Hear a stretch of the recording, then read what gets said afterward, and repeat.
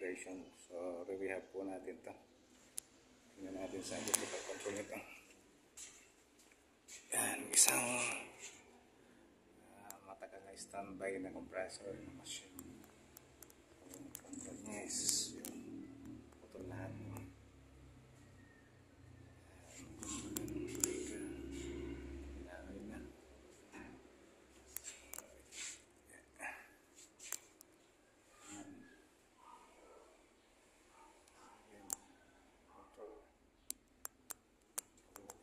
Machine.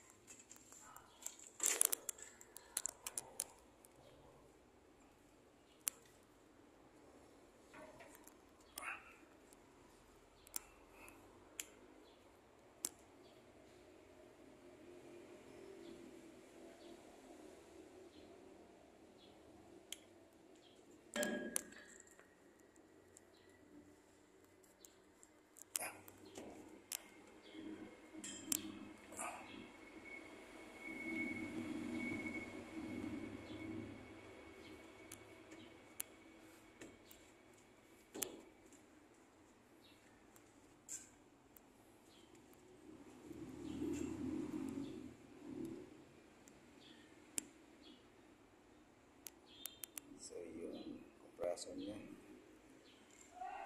Icon.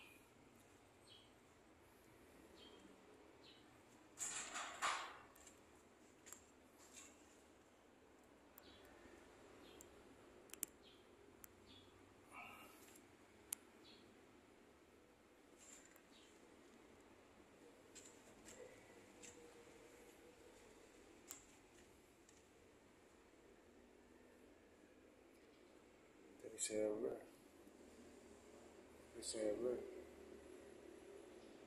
Oh. Heat exchanger pa ito. Heat exchanger.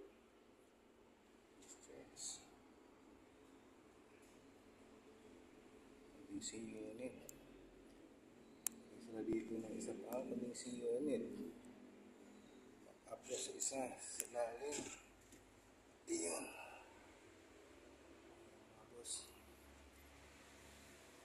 Share lang po. Ito isa wala. So isa pababa. May ammonia. Counting singaw. Yes. So yun.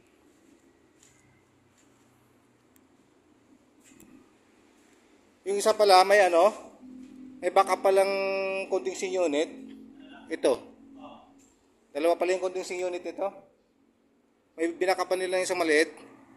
Kala ko receiver. Ito. Oo. Dalawa eh. Baka dahil nga nag-blind sila doon sa ilalim, sa isa, sa malaki. Kaya ginawa nilang binakapan nila ng isang ganito. Pwede naman yan. Para lang mapababa mo yung discharge. Dapat, ang problema kasi nito, parang hindi nila pinaralel yung connection nito. Dapat pinaralel to. Oo. Oo. Nagtaka ako itong isa wala Yung isa meron. Oo.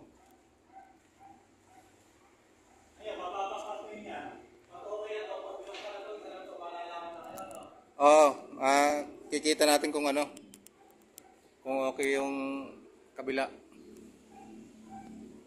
Tingnan natin kung magka-high discharge siya. So kung hindi, dapat nakaparallel. Yan kasi ginawa na, siniris nila yung connection ng discharge. O dapat hinatin nila para yung ng pressure nahati doon sa malaki at saka doon sa maliit. Ginawa nila, parang siniris lang nila Doon sila galing sa taas, tapos binagsak din nila dito sa isa. Oo.